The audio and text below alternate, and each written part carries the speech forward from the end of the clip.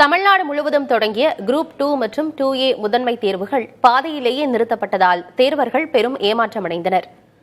சேலம், கோவை உள்ளிட்ட மாவட்டங்களில் தேர்வுகள் சரியான நேரத்தில் தொடங்கி நடைபெற்று வந்தன.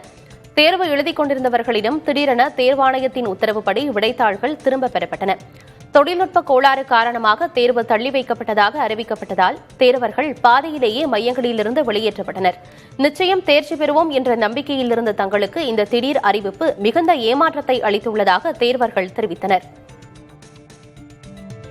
சார், அதான் கொஸ்டின் பேப்பர் நல்லா இருந்துச்சுங்க சார், ஈஸியாக இருந்துச்சு, மார்க் ஸ்கோர் பண்ணுற மாதிரி தான் இருந்துச்சு. இப்போ திடீர்னு கேன்சல் பண்ணவும் கொஞ்சம் கஷ்டமாக இருக்குது. ப்ரிப்பேர் ஆகி தான் வந்து இன்றைக்கே முடிஞ்சுன்னு தான் நினச்சேன். ஓகே, பரவாயில்ல, போஸ்ட்போன் பண்ணியிருக்காங்க. அப்போது எக்ஸாம்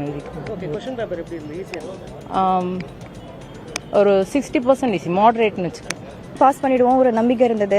3 இயர்ஸாக படிச்சுட்டு இருக்கோம். சரி, இந்த வருஷம் கன்ஃபார்ம் கிளியர் பண்ணிடலான்னு ஒரு நம்பிக்கையில் வந்தோம்.